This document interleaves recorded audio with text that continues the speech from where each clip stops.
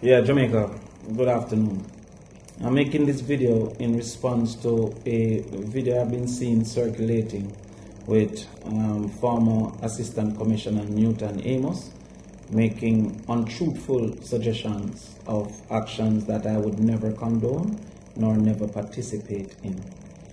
99% of what Mr. Amos said is untrue, and I personally called Mr. Amos on Monday of last week, informing him that this was not true. He acknowledged and he also admitted that he didn't see any of the things that you were saying, and suggested that it was as a result of information that he received and that he did not see any of the things that he was saying. I asked him in that conversation, why would it be that as a former Assistant Commissioner of Police, you would take hearsay and not investigate any at all? Why would you not have come to me, call me, and ask if any of that was true? Why would you, first of all, make a report and then make a video of things that was definitely not true? Therefore, what we will do in this video is to show video footage of the entire process of what took place, showing that we had no altercation, that nothing of the sort happened, and that there was no confrontation at all in that space. I can speak to certain matters of fact.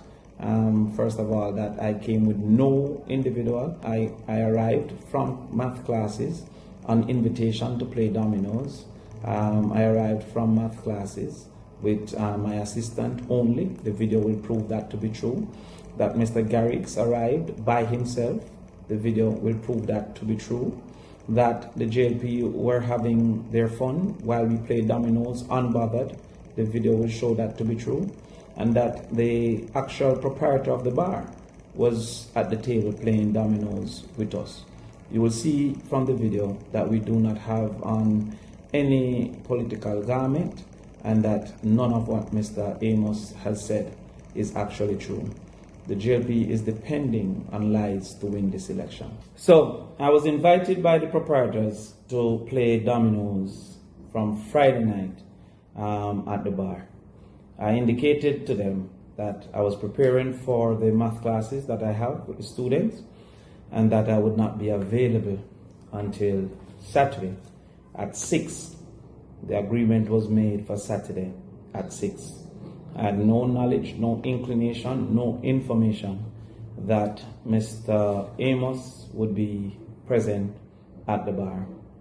So here you see us arriving I'm in the Suzuki Vitara, and you can see us arriving at about 6:10, 6:05 in the broad of day. It's clear that this isn't after 7. So we're arriving in the broad of day. You will see me driving myself, reversing to park. You will see me highlight from the vehicle. I am in the gray shorts and the white shirt. So no political color, because I was actually coming from class.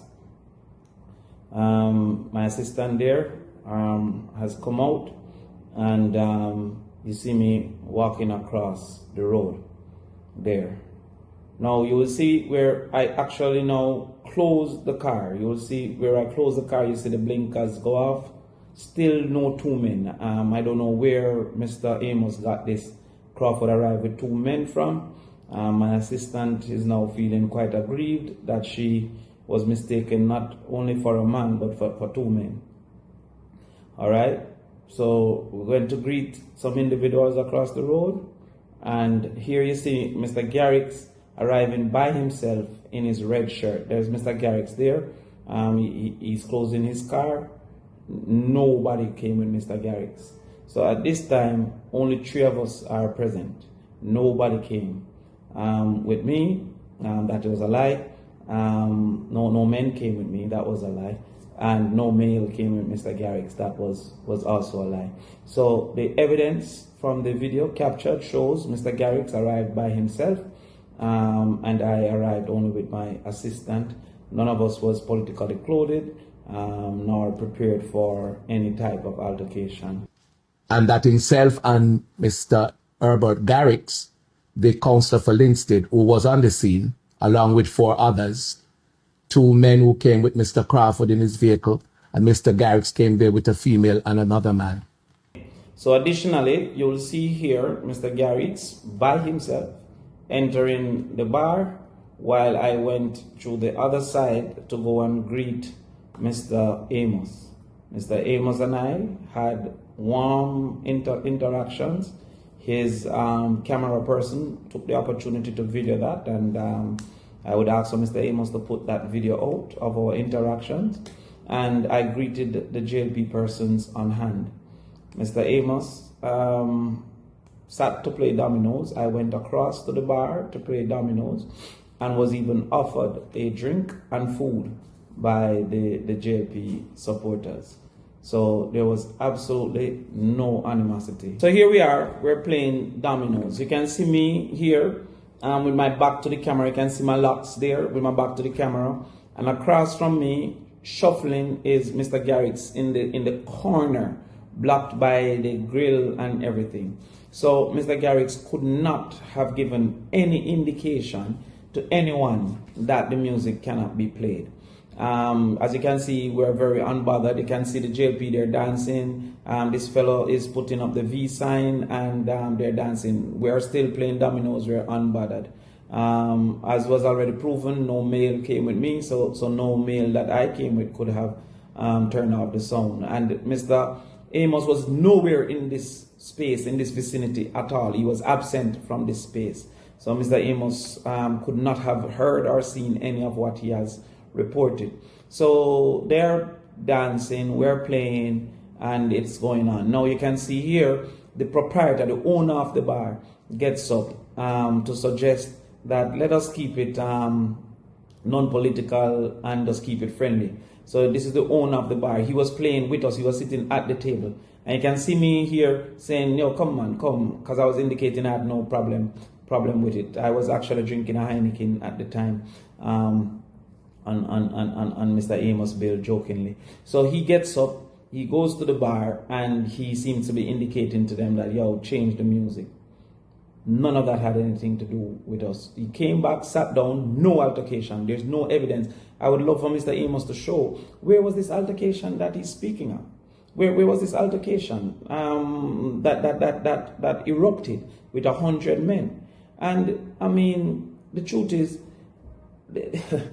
I don't know. Mr. Amos must believe I'm John Wick. How could I take on 100 JLP people with his opinion of only 4 men, which was not true? We had no men. So therefore, how would we have taken on 100 JLP people with just 2 men? Am I John Wick?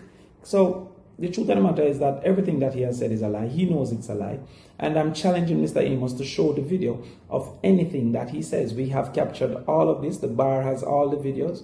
Any news media that wants to interview the proprietors of the bar, they'll indicate that we were invited to play dominoes. We came, we only played dominoes. We interfered with no one, and nothing that Mr. Amos has said is true or actually happened. So as I said, I called Mr. Amos. I indicated to him that it was not reasonable for us to be going back and forth, and I asked him to correct it by removing the video, and he has not. In fact, what they have done is to promote the video and to act as if it is true, seeking to sully my character and to get, I guess, rile up his supporters.